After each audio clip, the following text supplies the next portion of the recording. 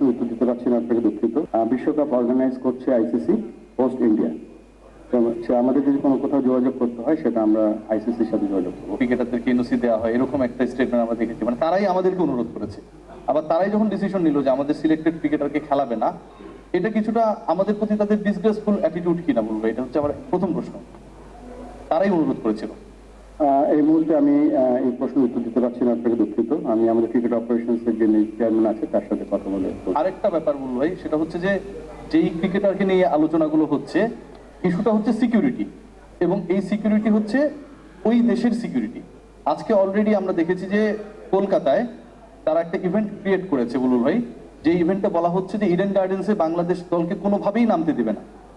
যেই দেশে হচ্ছে সেই দেশের সিকিউরিটি সংস্থাগুলো, এখানে তো আইসিসি তো ওই হোস্টিং নেশনের উপর ডিপেন্ড করবে টু এনশিওর দ্য সিকিউরিটি।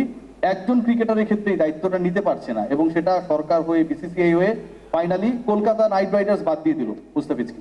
সেই একই দেশে আমার 15 জন ক্রিকেটার, বাংলাদেশের ব্র্যান্ড যারা, তারা কিভাবে সিকিউর থাকবে এই ব্যাপারে কি আপনারা কনভিন্সড?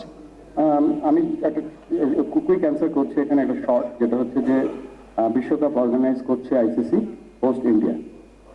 সে আমাদের যদি কোনো কোথাও যোগাযোগ করতে হয় সেটা আমরা আইসিসির সাথে যোগাযোগ করবো। আপনি কিছু বলছেন?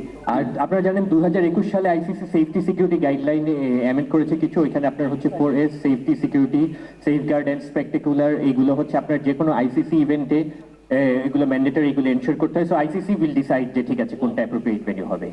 ICC definitely they are the main organiser or event organiser. আমার প্রশ্নটা হচ্ছে যে আইসিসি ডেফিনেটলি গুরুত্বপূর্ণ পার্ট, যেহেতু হাইব্রিড মডেলে হচ্ছে, মানে ভারতের বাইরেও তো বিশ্বকাপটা হচ্ছে, এবং সিকিউরিটি ইস্যুর কারণেই একটা দেশ কিন্তু যেতেছে না। একইভাবে কেন আমরা আমাদের মানে কথাটা বলবো না যে যেহেতু আমাদের ক্রিকেটারদেরকে সিকিউরিটি ইস্যু নিয়ে প্রশ্ন উঠছে, আমরা কেন ওখানটাই আমরা ICC event ICC will decide এটা ওনাদের আমাদের জন্য অ্যাপ্রোপ্রিয়েট ভেন্যু কোনটা হবে।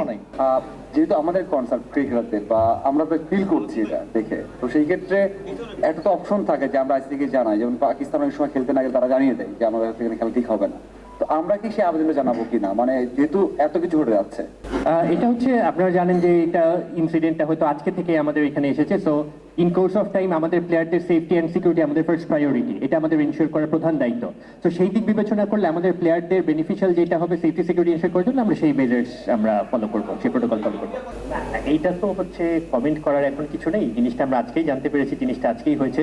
তো প্লেয়ারদের সেফটি অ্যান্ড সিকিউরিটি আমাদের আটমোস্ট প্রায়োরিটি। সো সেটা বিবেচনা করেই আমরা আইসিসির সাথে ডিসকাস করবো, আমাদের বিসিবি থেকে অফিসিয়ালি কমিউনিকেট করা হবে। আপনাদেরকে এখনো বিসিসিআই কিছু জানায়, কিন্তু বিসিসিআই আগে থেকে এমন ডিসিশন নিয়ে রেখেছে, এবং তাদের যে ফ্র্যাঞ্চাইজি কলকাতার সাথে এই ব্যাপারে কথা বলে কলকাতাও স্টেটমেন্ট দিয়ে দিয়েছে মুস্তাফিজ খেলবে না, কিন্তু বিসিবি কিছু জানে না।